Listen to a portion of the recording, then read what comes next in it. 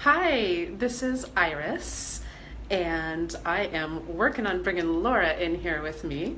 It's been quite an adventure with technology today, trying to figure out how to use the Be Live software. If any of those smart ladies out there have figured that one out, please do let us know. Because it seems like good software, but we have just not been able to make it work today.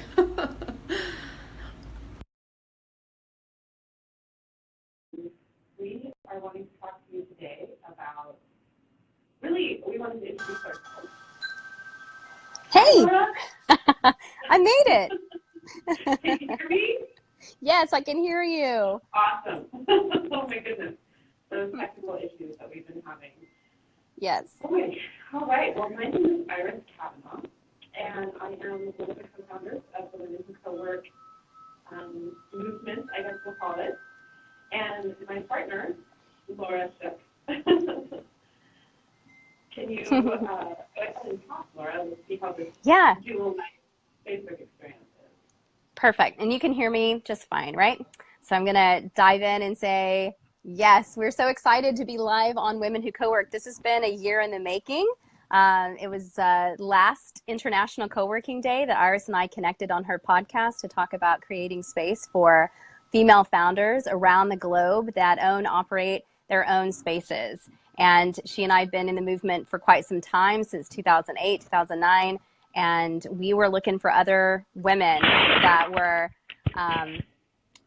that were trailblazing, right? This particular movement, groundbreaking.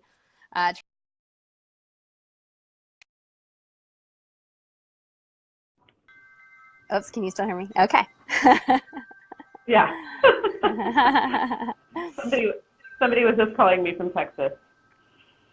Um, yeah. So we are here today. We wanted to answer some questions, and so the first question that we're going to answer is why we both love co-working.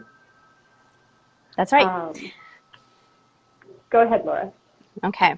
So I love co-working because first I enjoyed co-living. So I was one of those people that was doing the whole co-living thing, and that brought me into co-working. I was a single mom back in 2008 when I met another single mom, and actually that we started living together in 2006 and launched Soma Vida, a co-working space, in 2008, because we see co-working as a model that's based in feminine values. We love the ability to be flexible and to create workspace at different levels that meet your needs. And so that was what inspired me to go from co-living to co-working, because we just are doing so much more when we do it together, right? It's not so exhausting, and we can share the workload, and it's not isolating and lonely like it is working from home.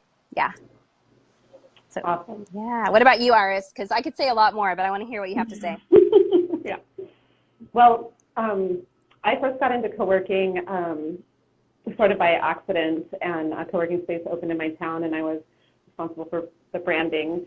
And I just knew I had to be part of this thing, but I just had no idea what it was. So I joined as a member, and then I was asked to join the team, and I just figured out right away that this thing was for me. I was literally born to do this job.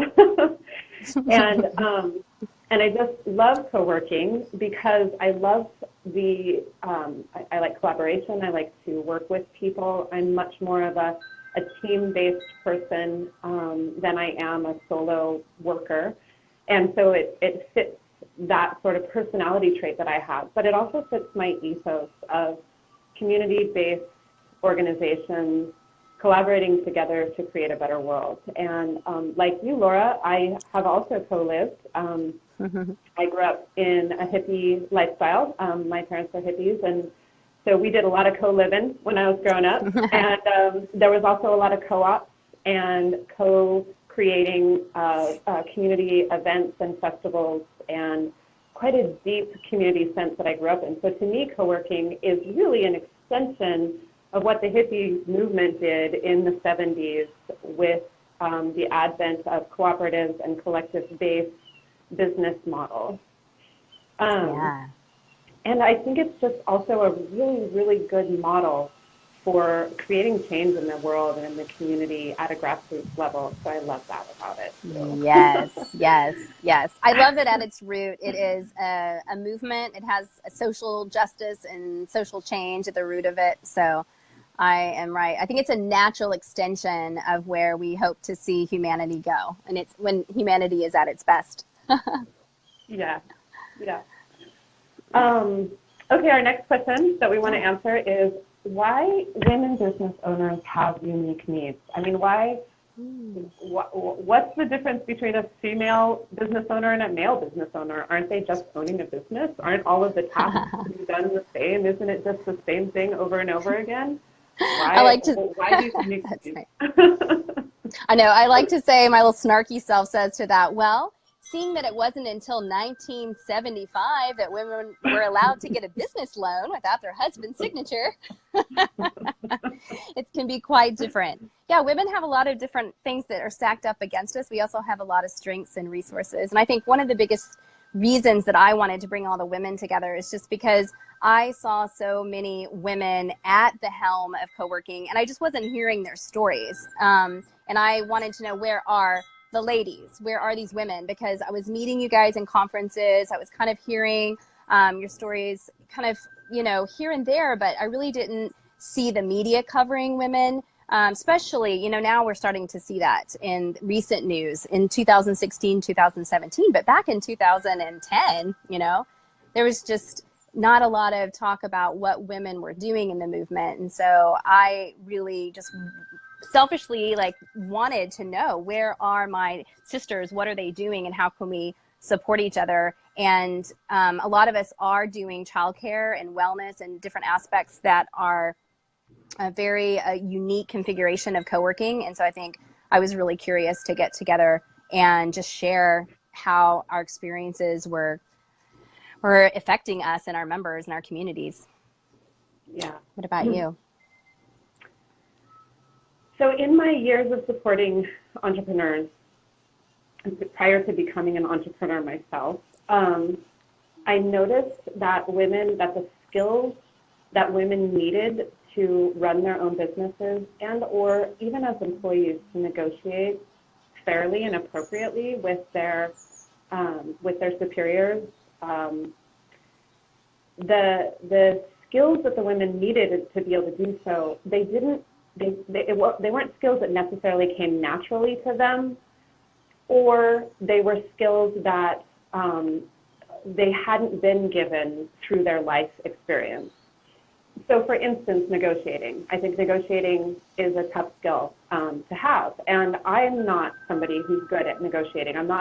When I go to a marketplace or a yard sale and I ask somebody what the price is and they tell me the price, I'm like, great, this is what I'm going to pay you, because that's what you say. Some people are bargainers. I'm just not a bargainer. Yeah. And I think women tend to undervalue ourselves as well. I think everybody has imposter syndrome, but somehow we have imposter syndrome plus undervaluation in some form or another. And so those things combined with, like you said, the sort of history of women in business really have really kind of not forced women, but I think what's happened is that women who've entered the business world have taken on more male characteristics or more masculine characteristics in order to survive, move forward, move ahead, broaden their careers, and deepen their careers. And now, 2017 is the year of the woman, I keep saying that, but now more and more women are owning businesses and are entering the business world at the top of the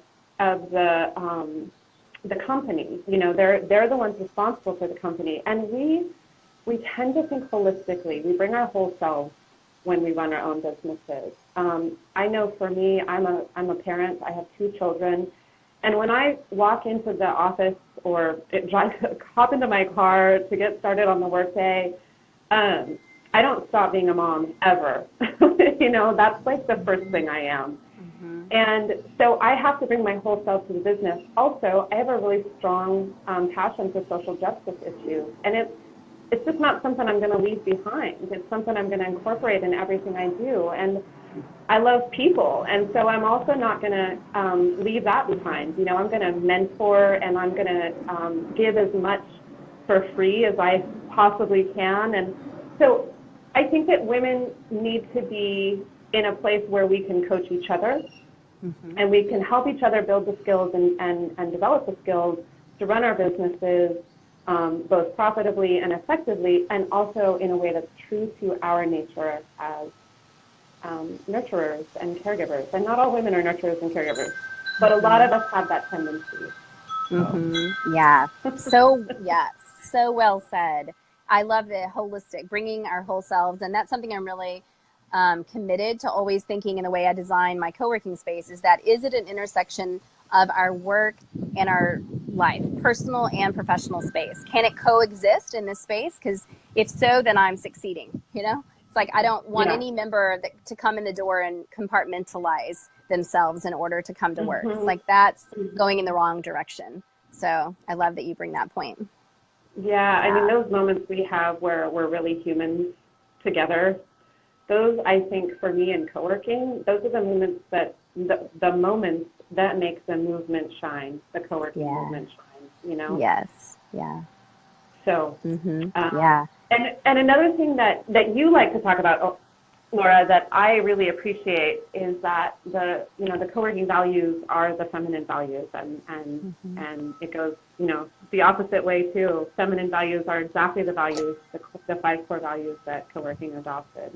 Yeah, I was actually so excited when I found out about co-working as a model, because I didn't know that it existed when I first started putting together my idea for a business, and then to be validated by the movement itself, that was really exciting. And I thought, wow, here's a co-working, there is a business model here in the world that's already incorporating these really important pieces of community and openness and accessibility and sustainability and relationship building. It's really awesome. Yeah.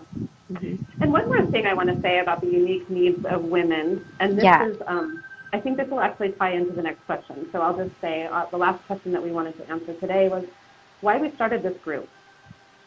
And so women, not all women, obviously, we're not a monolith, no one is. But another thing that is sometimes hard for women, is to speak up or to ask questions or to reach out. It's kind of scary reaching out to a group of people you never met. And I know some of my female counterparts and owners, co-working owners, back in the early days, did some outreach, some reaching out to the tools and resources that were available, the wonderful tools and resources that are available, like the co-working Google group. And unfortunately, the reception that they received was not encouraging. It was in actuality discouraging, and there wasn't room at the table for them. And so one of the things that women bring is, as you mentioned, is a unique way of incorporating different aspects of who we are into our model. Like, we're a mom, so we're automatically going to think, I need a business that allows me to be a mom, so I'm going to start a co-working space with childcare, or, you know, whatever that is, whether it's wellness-based or, and so I think that women need that support system and that support network so that women feel comfortable enough to reach out to a group of peers who are experienced and are running experienced businesses, and not feel like they're going to be shut down or frankly mansplained, and and instead will be supported. Maybe they'll get some critical feedback, which will be really helpful for them to improve their business and their overall personhood in the long run. And it's something that the research is backing up. Like, it's not just something we've experienced, which is great. It's our personal experience. But the research shows that young girls in same-sex education will often feel more comfortable expressing themselves and being vulnerable than in a co-ed classroom. And I think women in business are experiencing the same thing, is that women are interrupted more often. So if you've had a lot of experience in business and you've had a lot of interruptions at the table, then you get a little bit shy after a while. But if you're in a room full of women who are actually letting you speak, and not that you know, not that there are not amazing male allies. I'm going to be really clear about that. I know many of them, but just in a room full of women, we have a tendency to tune in and to listen and make space for each other. And we feel immediately safer to express what it is that we're feeling unsure about without needing to have the perfect answer, without needing to feel like we have to defend ourselves, but just saying, hey, this is where I am and I need help. And I love seeing that in our Facebook group with the female founders. They are so, just honest with each other and supportive. And we're seeing this back and forth where people are just showing how we don't have to be in competition with one another. We actually are more natural collaborators. I think, you know, humans are trying to get back to our more tribal ways. It's just in recent years that we've been so individually, you know, sort of pitted against one another for resources. So, so true. Yeah. And so when we first conceived of this group, or actually Laura, when Laura first started the very first Facebook group, her goal was really to have this be women founders of co-working spaces, to really have that peership. But Laura and I met just over a year ago and decided to work together on this. It was something that was really true to my heart at that time as well, and the synergy was just incredible. And what I brought to the table was this understanding that it's really women who are leading the co-working movement in general. The majority of community managers that I have met, hired, and coached in my career of 9 years of doing this are women. And so while women only represent about 1 to 1.5% of the founders of co-working spaces to date, women in large part represent the people running the spaces. And so in doing some soul searching and really understanding what the need was, we decided to open the main group up to allow women founders and women operators, community managers of co-working spaces, because that need is there and because we can all share and learn from each other.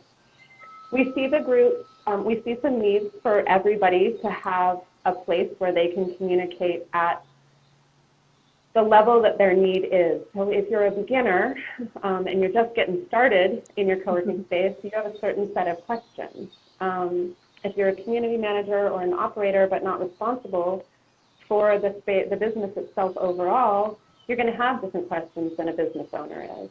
And finally, if you're a veteran who's been doing this as long as Laura and I have, or even a fraction of that time, you might have other needs.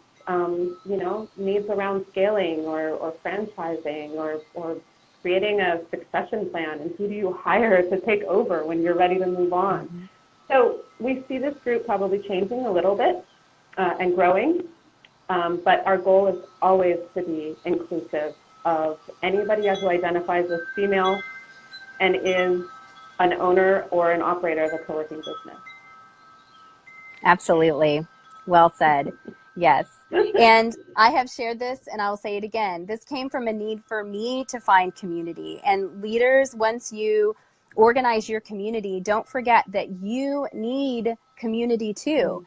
And yes, your community is there for you, but when you're leading it, there's a special amount of responsibility that you take on, and we need our own radical self-care. And that comes in the form of people that really have your back, that you don't have to be taken care of in the same way that you still do look after your communities. I mean, that's what we do. Like we are shepherding all of these beautiful people together into a tribe, and we feel a sense of responsibility for them. But don't forget, reach out to your sisterhood. And that's what the Women Who Cowork is all about. It's a global sisterhood of female founders, thought leaders, and operators who really know what it's like to go to work every day to create a new paradigm that people are excited and hungry for, but not everybody understands, not everybody completely gets, and they're not all going to pat you on the back when you first show up on the street in your community as the first co-working space.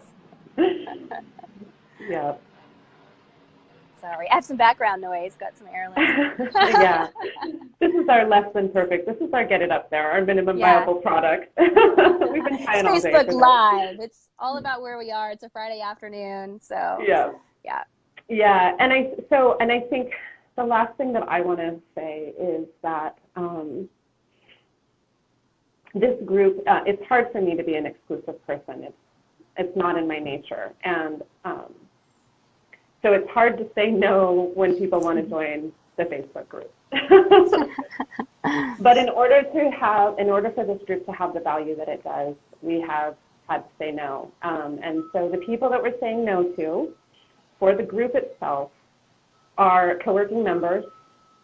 Not that we don't love you, we do. Without you, none of us would even be doing this.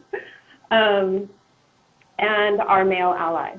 And that's not to say we don't want your input, we don't want your participation at some level, and we certainly don't want to exclude you from important conversations.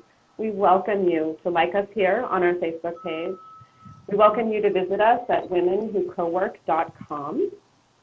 And there you can sign up for newsletter updates to see what we've got going on. We will be launching an alliance, and we'll be announcing the particulars around that at Juicy Canada in October 3rd and 4th in Juicy Canada.